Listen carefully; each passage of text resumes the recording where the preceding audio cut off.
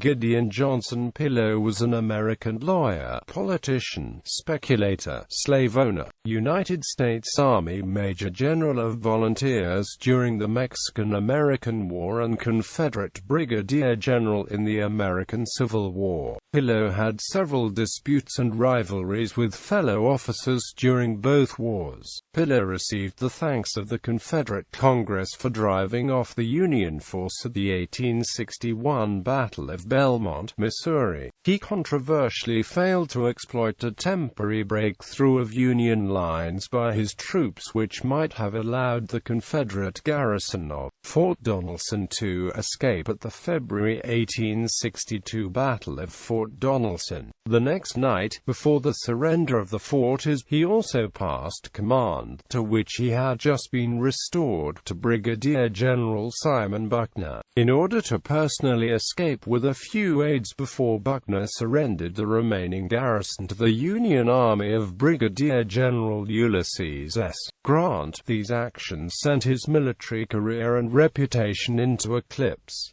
Bankrupt after the war, Pillow resumed a successful legal career. Early life. Pillow was born on June 8, 1806 in Williamson County, Tennessee, to Gideon Pillow and Ann Payne Pillow. He came from a well-connected property-owning family with a reputation for Indian fighting and loyalty to Andrew Jackson. He graduated from the University of Nashville in 1827 and practiced law in Columbia, Tennessee, according to some sources as a partner of future President James K. Polk.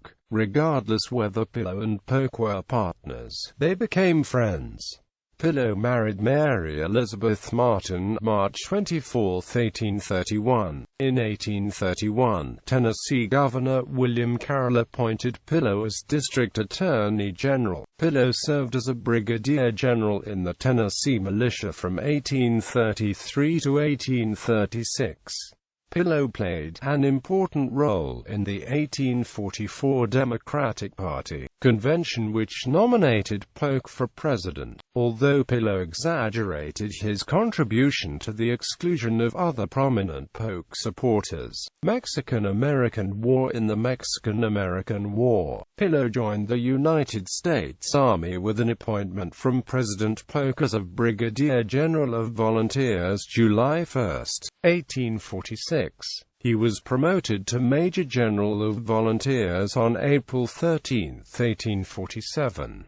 He displayed bravery in battle, being wounded in the right arm at the Battle of Cerro Gordo and in the left leg at Chapultepec. During the war he came into conflict with one of the principal commanders of the American forces in Mexico, Major General Winfield Scott. The quarrel began when Scott asked Pillow to revise his exaggerated battle reports in which Pillow took credit for the American victories at the battles of Contreras and Churubusco, but Pillow refused. Although Pillow had performed reasonably well despite some mistakes in troop dispositions, the battles were still won by troops under the overall command of Scott. Then, an anonymous letter, actually written by Pillow, published in the New Orleans Delta on September 10, 1847, and signed Leonidas, wrongfully credited Pillow with the victories at Contreras, including the plan of battle and command of all the forces engaged, and Churubusco. When Pillow's intrigue was exposed, he was arrested by Scott and held for court-martial for insubordination and violating regulations, along with Colonel James Duncan and Brigadier General William J. Worth. Pillow in turn wrote to President Polk about Scott's involvement in a bribery scheme proposed by Mexican leader Antonio Lopez de Santa Anna for his help in ending the war without further bloodshed. Polk relieved Scott of command by a letter of February 18, 1848. Polk reduced the proceedings against Pillow, Duncan and Worth from a court-martial to a court of inquiry which had no criminal implications, and added that Pillow could question Scott about the bribery scheme. Polk and Secretary of War William L. Marcy chose the 3 members of the court for their hostility to Scott. During the court of inquiry that began in March 1848 in Mexico City, Major Archibald W. Burns, the paymaster and Pillow protégé, claimed authorship of the Leonidas letter at Pillow's behest. When the court of inquiry took as much testimony as they could in Mexico City, on April 21, 1848, they adjourned to reconvene in Frederick, Maryland. Scott left Mexico City the next day. The court reconvened on June 5, 1848, with Scott ill. Scott dropped the charges against Worth and Duncan, and Pillow was exonerated when the court announced the findings on July 1, 1848. Scott resumed his duties as General-in-Chief of the Army early that month. Pillow was discharged from the Army on July 20, 1848. In early 1849, 2 other courts of inquiry cleared Pillow of any misconduct during the war. Pillow assisted Roswell S. Ripley in writing The War with Mexico, New York, Harper and Amp Brothers, 1849. OCLC 606385. In his memoirs, Scott read that Pillow was amiable and possessed of some acuteness, but the only person I have ever known who was wholly indifferent in the choice between truth and falsehood, honesty and dishonesty, ever as ready to attain an end by the one as the other, and habitually boastful of acts of cleverness at the total sacrifice of moral character. On the other hand, Pillow's friend and patron, President Polk, stated after the court of inquiry was closed, "General Pillow is a gallant and highly meritorious officer, and has been greatly persecuted by General Scott, for no other reason than that he is a Democrat in his politics and was supposed to be my personal and political friend." Post-war life. Pillow was a Tennessee delegate to the 1850 Nashville Convention, which met to consider possible courses of action if the federal government decided to ban slavery in territories acquired and organized as part of westward expansion in the Mexican-American War. Pillow supported compromise, opposing delegates who favored nullification and secession. Pillow's antagonism for Scott was reflected in the 1852 election for president, when he opposed Scott and supported Franklin Pierce. Pillow attempted to win the vice presidential nomination, which went to William R. King. He intended to be a candidate for vice president in 1856, but supported his brother-in-law Aaron V. Brown, who lost the nomination to John C. Breckinridge. In 1857, Pillow tried unsuccessfully to secure the Democratic nomination for a seat in the United States Senate. Pillow supported Stephen A. Douglas in the presidential election of 1860. With the election of Abraham Lincoln as president, Pillow ultimately supported secession as the will of the majority in Tennessee. In addition to his law practice and management of the family farm, Pillow engaged in highly profitable land speculation. By 1860, he was one of the largest landholders in the South and possibly the wealthiest man in Tennessee. Civil War. Early commands. Pillow joined the Confederacy just after the start of the Civil War. Tennessee Governor Isham Harris appointed Pillow as the senior major general in the Tennessee militia and commander of the Provisional Army of Tennessee as of May 9, 1861. Pillow worked closely with Harris to develop a regional munitions industry and to create the structure that would become the Army of Tennessee. In July 1861, Pillow was appointed brigadier general in the Confederate States Army and was given command of the unit that was briefly called the Army of Liberation. Pillow soon came under the command of Major General Leonidas Polk and General Albert Sidney Johnston in the Western Theater. Polk ordered Pillow to lead a force into Kentucky on September 3, 1861, violating Kentucky's declared neutrality, and provoking the state and the majority of its citizens to adhere to the Union.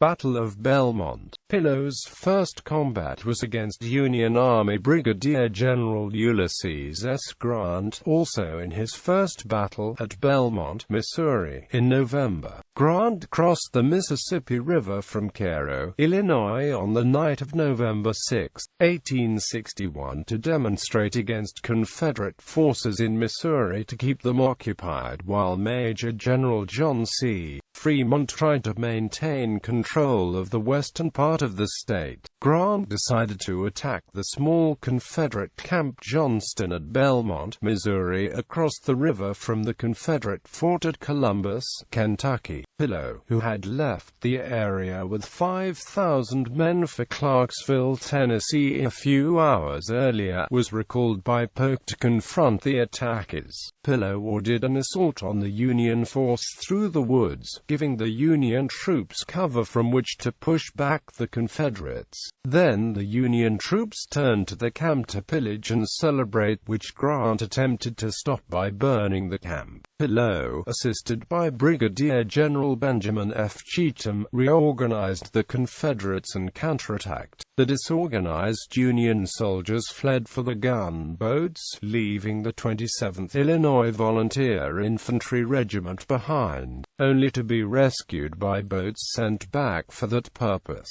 The battle is considered a Confederate victory because the Union force withdrew across the river under fire, although it was primarily inconclusive, with the Confederate force of about 5,000 men and the Union force of about 3,100 men suffering about the same number of casualties and the armies returning to their original positions. Nevertheless, Pillow and his command were voted the thanks of the Confederate Congress on December 6, 1861, for the desperate courage they exhibited in sustaining for several hours, and under most disadvantageous circumstances, an attack by a force of the enemy greatly superior to their own, both in numbers and appointments, and for the skill and gallantry by which they converted what at first threatened so much disaster into a triumphant victory. Battle of Fort Donelson. Pillow resigned from the army on December 28, 1861 in a dispute with Major General Leonidas Polk, but he soon realized that this was a rash decision and was able to cancel his resignation by obtaining an order from Confederate President Jefferson Davis on February 2, 1862. When he returned, under direct command of General Albert Sidney Johnston rather than under Polk, he was given command at Clarksville, Tennessee. Without permission, Pillow began to forward men and supplies to Fort Donelson, a crucial installation protecting the Cumberland River. On February 9,